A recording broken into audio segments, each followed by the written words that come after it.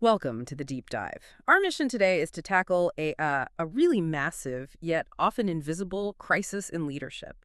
It's this fundamental paradox of how organizations routinely turn their best workers, their most skilled people, into, well, shockingly ineffective leaders. And this is a problem I think you've likely seen, maybe even felt in your own career. The best person on the team gets promoted and suddenly becomes the worst manager. It really is a crisis hiding in plain sight. I think every organization on some level faces this, but so few of them actually address the root cause. And that's mainly because the metrics they use for promotion, they're just fundamentally broken. That's structural failure. And that's the central focus of the material we're diving into today. It's Dr. David E. Fraser's forthcoming book, Promoted into Incompetence: Why Good Workers Become Poor Leaders and How Organizations Can Change That. Yeah, and what's so fascinating about it is the core argument Dr. Fraser makes. This isn't just, a collection of bad management stories. It argues pretty emphatically that leadership failure is often a structural problem. It's not an individual failing. It almost always stems from this developmental neglect that's baked right into the promotion system. Absolutely. So for you listening, our goal today is to unpack that paradox. Technical skill versus actual leadership readiness. We'll also get into the surprising breadth of sectors this problem hits, especially in public service. And then we'll explore the blueprint that Dr. Fraser offers to fix this broken pipeline before it costs organizations more talent, more money, and, public trust. Okay, let's unpack this. The whole idea here rests on a pattern Dr. Fraser identified over, 3 decades of experience, both executive and academic. Kind of feels like the Peter Principle. But on steroids, Yeah. organizations take their top performers. Right. They're star engineers, they're best sales reps, they're most efficient administrators. Exactly. And they promote them into leadership roles, but they do it without giving them the completely different set of skills they need to actually succeed as a manager. And that is the crucial gap. That's what we really need to define here. Because technical competence and leadership competence, they aren't just different. Sometimes the very skills that make you brilliant at the technical job can actively undermine your success as a leader. That's a really important distinction. Can you elaborate on that a bit? Like, what skills do these star performers have, and how do they become a liability when they're in charge of people? Well, think about it. Technical mastery rewards things like singular focus, Yeah. right? Deep, detailed perfectionism. You're solving problems with data, with known parameters. So if Yeah. you're an engineer, you get rewarded for building the perfect bridge, alone if you have to. But the second you become a leader, your job completely changes. Your focus has to switch from solving those singular technical problems to, well, to managing people. Relational dynamics, ambiguity, leading through influence, your love for technical perfection, it often turns into micromanagement. Your focus on the data makes you ignore the messy, emotional complexity of leading human beings. That makes perfect sense. And you've probably seen this play out in your own workplace. That one brilliant researcher who is just completely incapable of managing a budget or, leading a team meeting, mostly because they can't delegate and they just don't have the patience to mentor anyone. Exactly. And Dr. Fraser's perspective is so powerful because he's seen this happen again and again across public service, healthcare, higher education. He's seen how the system confuses performance in role A with readiness for role B. And his diagnosis it's pretty stark. He basically says the promotion systems themselves are faulty. They're designed to reward technical skill, the stuff you can easily measure from yesterday, while almost totally neglecting leadership readiness. That intangible ability to manage, to mentor, to delegate, and to inspire the team of tomorrow. And if you connect that to the bigger picture, the outcome of that neglect is really severe. We're not just talking about a few frustrated employees. We're talking about tangible losses. Promoting skilled but unprepared people leads directly to massive talent attrition. Good people just don't want to work for bad managers. Of course not. It creates this widespread organizational instability, and ultimately it erodes public trust in these institutions that are supposed to be serving them. The system basically sets these smart, talented people up to fail, and the whole organization pays the price. That brings up a big question, though. If organizations know how much turnover costs, financially, why do HR departments and promotion pipelines keep ignoring this? Is it cheaper in the short term to just assume someone is ready? I think it really comes down to two things: ease of measurement and short-term incentives. Technical performance is easy to quantify, right? Hmm. Sales figures, projects completed, lines of code written, it's clean. leadership readiness Huh? that requires a much more sophisticated long-term investment. Things like mentorship programs, rotational assignments, these pre-promotion assessments. And those are usually the first things to get cut from a budget. Right. The soft skills stuff. Exactly. So by relying on past performance as the only predictor of future success, organizations accidentally create this culture of technical meritocracy, and it comes at the expense of all the relational and administrative skills they actually need in their leaders. Okay, here's where it gets really interesting for me. Because this isn't just a problem for, Silicon Valley startups or Fortune 500 companies. The book, Promoted into Incompetence, it explicitly looks at how this plays out in environments that serve the public good, where the stakes of leadership failure are arguably much, much higher. Oh, for sure. It's deeply systemic in any sector that's built on specialized expertise. The book really zeroes in on a few specific areas. Right. Public agencies and city halls, places that need deep technical knowledge, but also broad administrative leadership. Hospitals, too, right? Hospitals and healthcare, absolutely. A brilliant surgeon might be a disastrous department head. Also, universities and classrooms, and even nonprofits at their boardrooms. Anywhere where the mission requires really nuanced, people-focused leadership. So it doesn't matter if you're trying to manage a city's budget or run a hospital floor during a crisis or lead a university department. The pattern is the same. The person who is the best at the hands-on technical job gets moved up, but the complex skills needed for that new leadership role, like strategic thinking, political navigation, people skills, they're just never taught. Let's stick with that healthcare example for a second. A star nurse, they excel because they are fast, decisive, and totally focused on patient outcomes. Great technical skills. But then they get promoted to charge nurse or an administrator.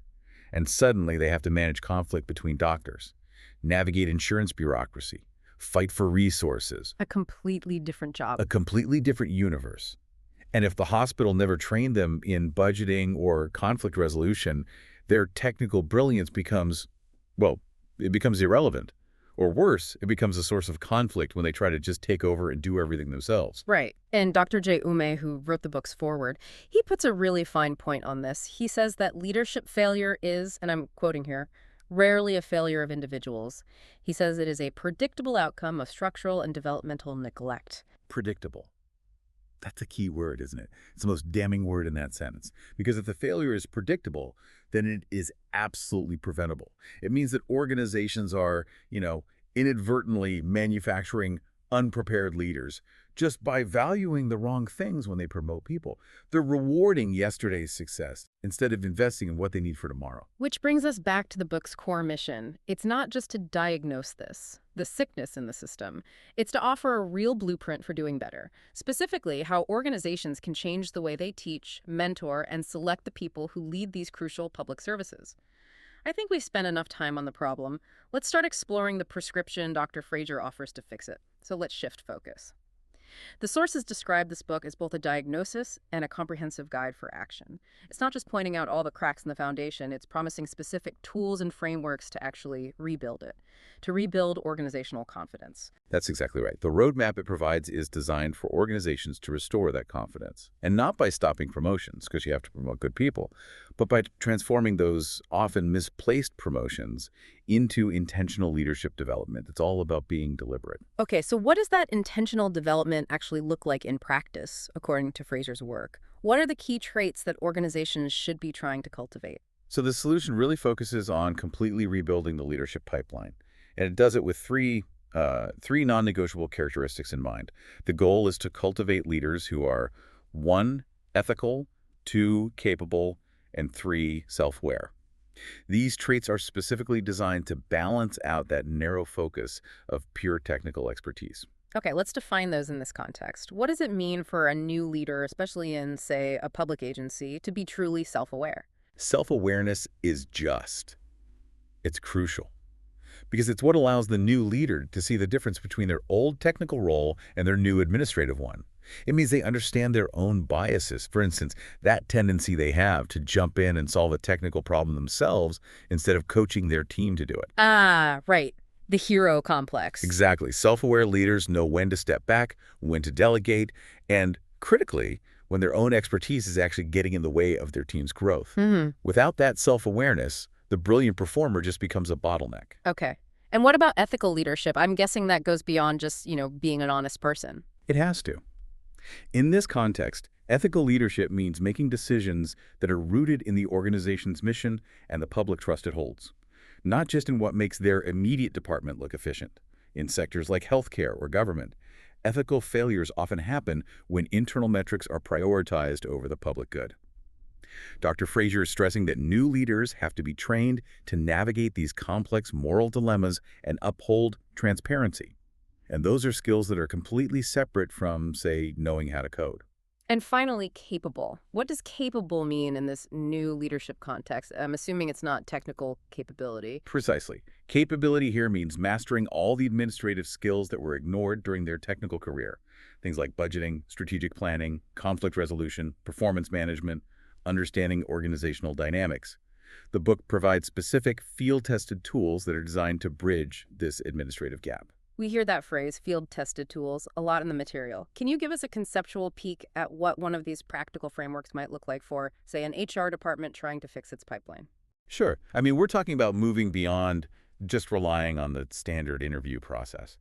A key framework would involve something like mandatory leadership simulation modules or pre-promotion assessments. So instead of just looking at past performance reviews, the organization actually tests potential leaders in scenarios that force them to delegate a critical task or resolve a heated conflict between two team members or present a budget proposal to a skeptical board. All the things they were never asked to do before. All the things they were never asked to do. Yeah. And this gives the organization objective data on their readiness, not just their past performance or their potential. That level of intentionality, it sounds like it requires real buy-in from the very top, from executives and HR professionals. Who is this book really aimed at? Who are the architects of this change? It is aimed squarely at executives, HR professionals, and educators. Basically, anyone who is committed to building capable, confident, mission-driven teams.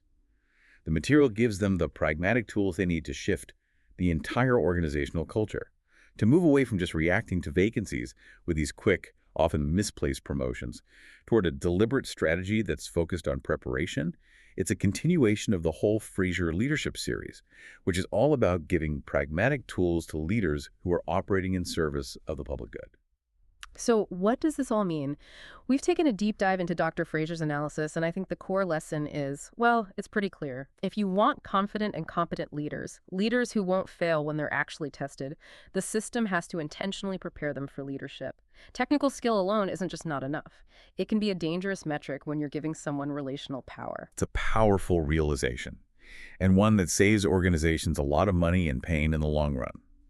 The book offers a clear analysis of how we got here, it provides practical frameworks to actually redesign the pipeline, and it grounds the whole effort in ethical guidance. It shows that leadership is a discipline, it has to be learned, it's not just a reward you get for being good at your old job. And if we connect this to the bigger picture, just think about the immense cost of this structural neglect. How many times have you blamed a single manager for being incompetent, wasting energy criticizing that one person, when the real culprit was the organization's broken promotion system that set them up for an impossible failure from day one? That really is the necessary shift in perspective, isn't it? 'Cause here's a final thought to leave you with. Consider how your own organization measures readiness versus just performance. Does your system inadvertently punish success by taking your most valuable technical contributors and putting them in roles where they are totally unprepared to handle the administrative and relational complexity, where you lose their individual contribution and you gain a poor manager? Addressing that means prioritizing development and preparation over just relying on past metrics, and that's a question worth exploring.